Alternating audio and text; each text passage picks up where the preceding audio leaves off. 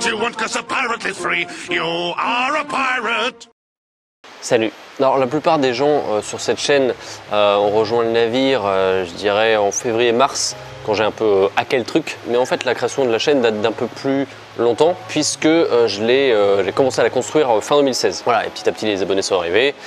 Et ça a grossi, voilà. Et je me rends compte que j'ai jamais trop parlé de moi en fait, de mon expérience passée, de mon vécu. Et c'est ce que je vais te proposer aujourd'hui, maintenant. Alors n'y vois pas une vidéo égocentrique, mais plutôt comme une source d'inspiration.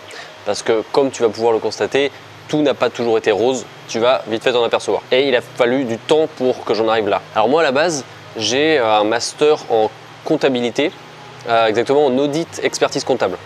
Et j'ai commencé à travailler dans un cabinet d'audit et j'y suis resté 2 ans, à peine 2 ans en fait.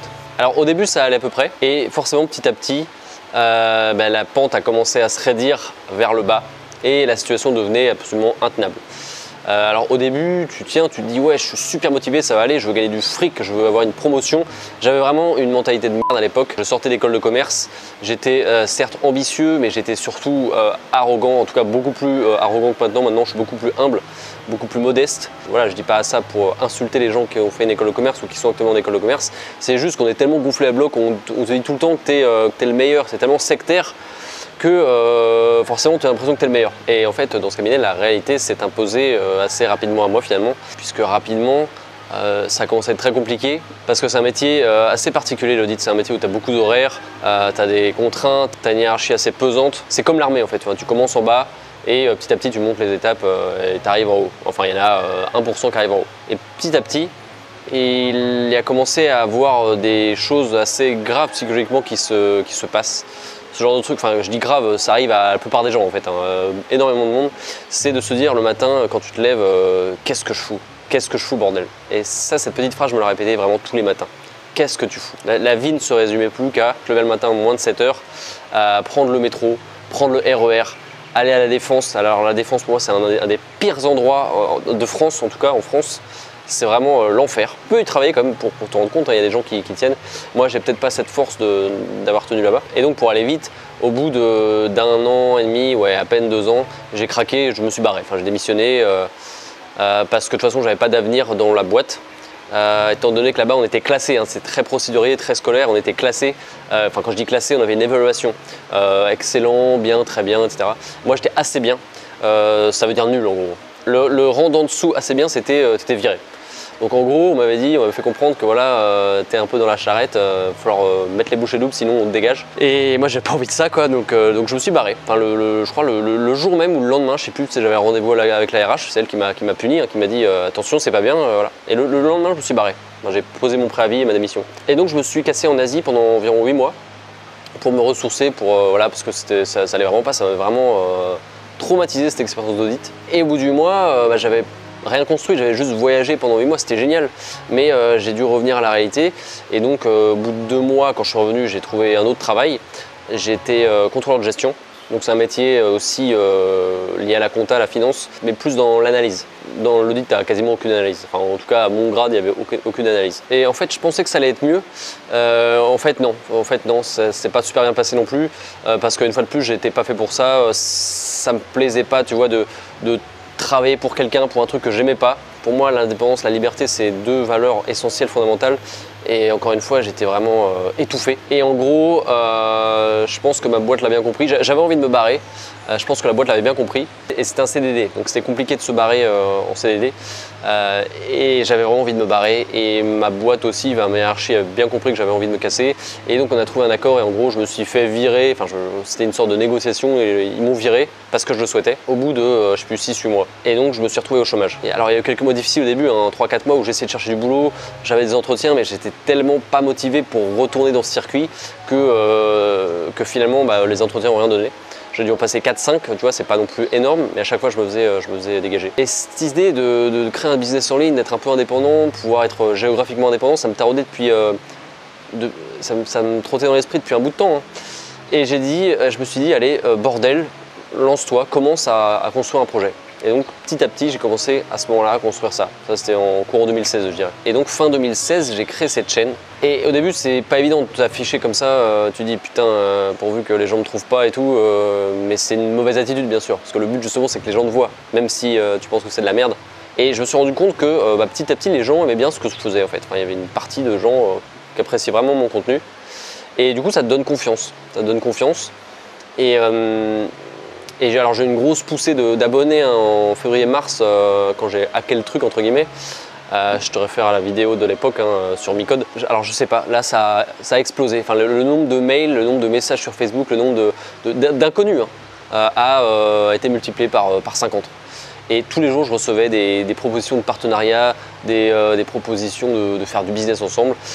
Et d'ailleurs j'ai eu des propositions d'embauche, d'emploi pour des marketeurs, pour des spécialistes dans l'immobilier et par une start-up. Et notamment ici, là, je me trouve actuellement à Bali et je bosse pour cette start-up totalement improbable et inespérée. Sachant que j'ai aucun diplôme en web marketing. J'ai un diplôme d'école de commerce, mais en comptabilité. Il y a 1 an, on va dire 2 ans, j'avais que dalle de connaissances en web marketing et en business en ligne.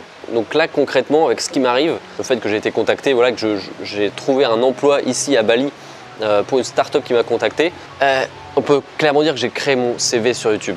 Et tu vois, et ça c'est une nouvelle approche, je pense que c'est assez peu fréquent pour le moment, enfin je sais pas si je suis un pionnier là-dedans, non, il y en a sûrement d'autres, mais c'est une façon de recruter, c'est une façon de trouver du travail, c'est une façon de recruter comme une autre, soit employeur ou employable. Et la raison à ce succès qui est encore assez modeste, mais on peut parler de succès quand même, c'est que j'en ai rien à cogner en fait de la vie des autres, surtout de la vie négative. Et là tu vois, je me suis constitué un univers totalement fantaisiste, cartoonesque, mais sur base de sérieux quand même. On parle de business en ligne, on parle d'argent, on parle de web marketing, c'est quand même des sujets sérieux, mais avec un masque un peu humoristique, un peu folklorique. Et ça c'était assez inédit et ça plaît aux gens. Et tu vois, l'important c'est de se connaître en fait. Et moi, je me sens hyper chanceux, je me sens vraiment chanceux parce que j'ai commencé à travailler en entreprise dans le métier que je détestais le plus au monde en fait. Je suis arrivé comme ça par hasard, mais je détestais ce que je faisais et il n'y avait rien de pire pour moi. Je suis quelqu'un de très créatif, moi quand j'étais petit je faisais plein de dessins partout, j'en foutais plein partout les murs et j'ai un peu mis ma créativité au placard pendant au moins 15 ans. Tu vois, tu rentres dans une routine scolaire, universitaire, académique. Et après, le boulot, la famille, le couple, tout ça. Et finalement, tu te perds un peu. Enfin, je pense qu'il y a une grosse partie des gens se perdent et perdent vraiment ce qu'elles sont, ce qu'elles étaient quand elles étaient enfants. C'est pour ça que je pense que c'est très dangereux de vouloir se débarrasser de son âme d'enfant. Moi, je suis encore un enfant parce que j'ai voulu m'accrocher à ça, à mes rêves. Parce qu'un enfant, ça a plein de rêves. Et tu te rends compte que petit à petit, tes rêves, tu les fous au panier. Surtout qu'en France, j'ai envie de dire, enfin, je ferai une vidéo là-dessus, je pense, mais on n'a aucune excuse. On a le droit à tout. On a le chômage, on a la CAF, on a le statut d'auto-entrepreneur qui est quand même facile pour débuter une activité, quelle qu'elle soit. On a tous les avantages, on n'a rien pour se plaindre et il n'y a pas assez de gens qui se lancent, quoi. Donc moi, si je peux te donner un conseil, c'est tu t'en fous des conséquences et ne demande pas la permission. Éventuellement, excuse-toi après, mais ne demande pas la permission aux autres. Moi, aujourd'hui, j'ai réussi finalement à créer la vie à peu près idéale qu'il me faut. Bon, ce serait bien que j'ai une copine, mais ça on verra plus tard. Et à l'opposé, il y a quelques années, j'avais la pire vie que je puisse imaginer. Et donc mes 2 années cauchemar, mais par excellence, c'est 2013-2015. C'est des années, on va dire, complètes de salariat, où j'étais salarié justement. Et c'était l'angoisse totale. Et c'est pour moi les 2 pires années de ma vie. J'ai actuellement 29 ans et parmi les 29, ce sont vraiment ces 2 années de salariat qui ont été un calvaire pour moi. Et je sais que c'est un calvaire pour beaucoup de gens aussi. Mais si tu veux, on est tellement dans une sorte de cocon. On nous bassine tellement avec le fait que la sécurité avant tout, voilà, il faut un CDI. Moi, je trouve qu'il n'y a rien de pire qu'un CDI. Moi, avoir un CDI, c'est l'angoisse pour moi. C'est une privation de liberté énorme. C'est pour ça, moi, j'essaie vraiment de rester... j'allais dire aware, mais tu vois, être conscient du système qui nous entoure et pas se laisser emprisonner, quoi. Que ce soit par le système professionnel, scolaire, par exemple une école privée, une business school comme j'ai fait. Maintenant, j'ai envie de me battre pour les jeunes et pour leur dire ne faites pas une business school. Enfin, franchement, c'est un piège, n'y allez pas. Alors je dis pas que je regrette, hein, voilà, ça fait partie du passé, mais honnêtement, avec les outils dont on dispose sur YouTube, sur Internet en général, sur tout ce qu'on veut, il y a moyen d'avoir des connaissances énormes. Et clairement, une école, bon, on le dit souvent, c'est cliché, mais tu paies ton diplôme, 20 000 balles, voilà. Et il y a des gens qui s'endettent pendant 5-10 ans. Et donc, fais comme moi, n'aie pas peur d'afficher ta gueule avec un bandeau sur LinkedIn ou de dire en titre que tu es un freebird. Quand les gens voient mon profil LinkedIn, il y a forcément deux types de réactions qui se mettent en place. C'est soit, c'est quoi ce gros blaireau, soit putain, ce mec est vraiment cool et génial, il va au bout de son truc, quoi, il est à fond dedans. Et que ce soit dans les deux cas, que ce soit dans le cas du mec génial ou du gros blaireau, eh ben, ça attise la curiosité en tout cas. Et les gens restent pas indifférents. Tu comprends ce que je veux dire? Donc pour résumer ma vie, ici j'ai été court là-dessus. Je suis actuellement à Bali en Indonésie, dans une petite région de Bali qui s'appelle Canggu. Je travaille en tant que, on va dire, partenaire pour une start-up. Je suis pas employé ou salarié, je suis partenaire. Donc je réalise des missions pour eux quand je veux. Enfin, je suis très libre et je peux utiliser leurs locaux comme je veux. Et en parallèle, je développe mon business en ligne, donc essentiellement sur cette plateforme, sur cette chaîne. Et si je l'ai fait, je te le redis, je suis quelqu'un de très normal.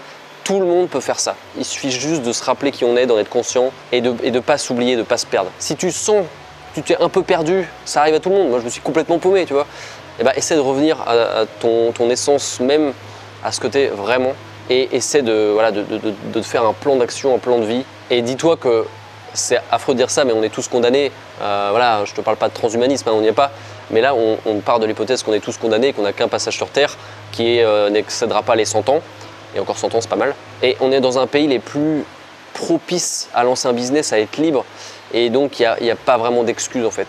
Donc, essaie de prendre cette vidéo comme un concentré de conseils et de t'en inspirer. Et de commencer à te pencher sur ce que tu veux vraiment dans la vie, ce que tu attends de la vie. Et ne laisse pas les autres faire ta vie, c'est toi qui fais ta vie. Et pour le coup, si tu fais rien, c'est en gros les autres qui font ta vie. Bon, je te laisse méditer là-dessus. Moi, je vais rebosser, même si on est dimanche, mais je bosse 7 jours sur 7. Mais quand t'aimes ça, c'est pas grave. Je bosse tous les jours, mais j'adore ça. C'est pas du boulot, c'est du fun. Bah si. Donc tu peux t'abonner à la chaîne. Petit rappel, c'est gratuit. Tu n'as pas besoin de payer et tu n'as pas besoin de dépenser d'argent. Donc, vas-y, fonce. Ciao! Your heart in a being a pirate is a right to do what you want 'cause a pirate is free. You are a